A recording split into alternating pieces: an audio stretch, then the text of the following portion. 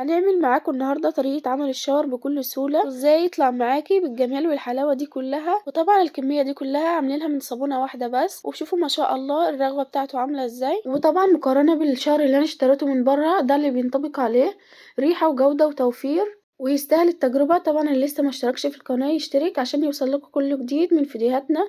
ويلا نبدأ بالطريقة على طول. اول حاجة معانا صابونة اي نوع انت تفضليها وتحبيها.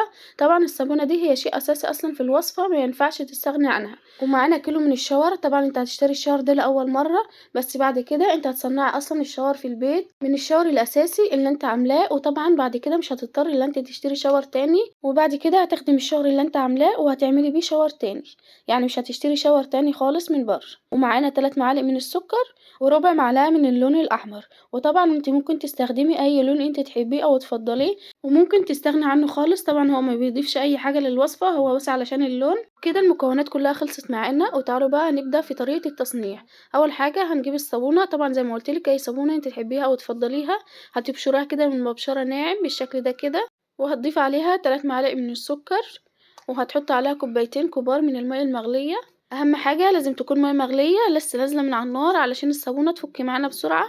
وطبعا ممكن تاخدي الصابونة اصلا في الحلة وتحطها على النار وتقعدي تقلبي فيها وهي على النار. وطبعا بالطريقة دي هتبقى اسهلك بكتير، والصابونة هتسيح معاكي بكل سهولة، ومش هيبقى فيها اي كتل من الصابون خالص. وهتقعدي تقلبي فيها كده لغاية لما الصابونة تختفي معاكي تماما، ما يبقاش فيها اي كتل خالص. واهم حاجة في الوصفة اصلا ان انت تبقى عندك صبر وما تستعجليش على حاجة، علشان الطريقة تطلع معاكي مظبوطة 100%. لو استعجلتي الحاجة مش هتطلع معاكي مظبوطة.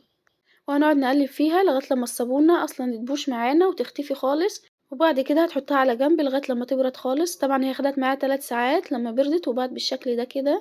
وطبعا لما الصابونة بتبقى بالشكل ده كده احنا بنسميها عملية التصبن.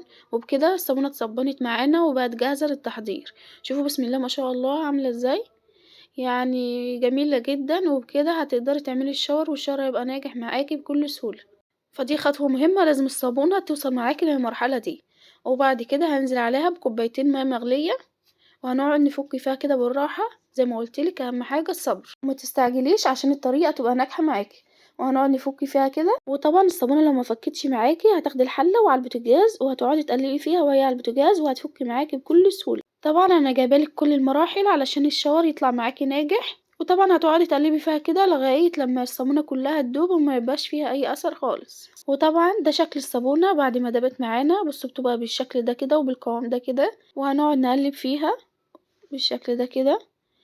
اهم حاجة التقليب المستمر علشان الشاور معاكي يطلع ناجح. وطبعا جايبالك المراحل علشان لما تيجي تعملي في البيت تكوني عارفة كل مراحله وشكله وقوامه ويكون عامل ازاي في كل مرحلة. وطبعا لما يديك القوام ده هنضيف عليه مية عادية من الحنفية. طبعا مش هتستخدمي المية السخنة تاني، المية السخنة دي في اول مرحلتين بس اهم حاجة لما تيجي تحطي المية تحطها كده بالتدريج، شوية وشوية شوية وشوية. يعني ما تحطيش كمية المية كلها مرة واحدة، هتبوظ معاكي الشاور ومش هيطلع معاكي ناجح. زي ما انتي شايفة كده انا بحط شوية وبقلب، واحط شوية واقلب علشان الشاور يطلع معايا ناجح. وطبعا علشان تتحكمي في القوام بتاع الشاور لازم تحطي المية واحدة واحدة كده لغاية لما يوصل للقوام والنعومة دي. طبعا انت لو عايزة تعملي الشاور على كده ممكن تضيفي المكونات في المرحلة دي، وبكده انت هتستخدمي شاور مركز وتقيل. ونصيحة مني ليكي ما تخففيش الشاور خالص، ما تفرحيش ان انت عاملة كمية كبيرة 20 كيلو او 10 كيلو وفي الاخر يطلع معاكي كده خفيف. وطبعا النقطة من الشاور التقيل ده بما يعادل كوباية كبيرة من الشاور الخفيف. فطبعا انا قعدت اقلب كده لغاية لما البولة معايا الصغيرة دي ما عادتش واخدة، فاضطريت ان انا انقلها في بولة تانية كبيرة علشان تسهل عليا عملية التقليب. وطبعا هقعد اقلب كده واحط المية بالتدريج زي ما انا قلتلك لغاية لما توصلي للمرحلة اللي انت محتاجاها وعايزاها. وطبعا زي ما قلتلك انت لو عايزة الشاور خفيف معاكي بتزوديه مية، او لو عايزاه تقيل طبعا ما تضيفيش مية كتير. وبعد كده هنزل بكيلو الشاور بالشكل ده كده، وتنزلي بالكيلو كله وتقلبي. وبعد كده هننزل بربع معلقة من اللون الاحمر وهنقلبها كده كويس لما اللون يدوب معانا تماما. وطبعا انت اللي بتتحكمي في لون الشاور بتاعك. طبعا انت لو عايزاه لونه غامق ماشي، او لو عايزاه تفتحيه كده عن كده ماشي. طبعا انت اللي بتتحكمي فيه. وبعد كده هنسيب الشاور لغاية يوم كامل لغاية لما الرغوة اللي فيه دي تنتهي تماما. وطبعا ده شكل الشاور بعد تاني يوم. ما تحكميش عليه اذا كان خفيف او تقيل كده ساعة التقليب، طبعا هو لما بيقعد بيتقل معاكي. وبكده الشاور خلص معانا. وتعالوا بقى كده نختبر الشاور بعد ما خلص. هنجيب بولة فيها شوية من المية وهنجيب الليفة وهنحط شوية كده من الشاور.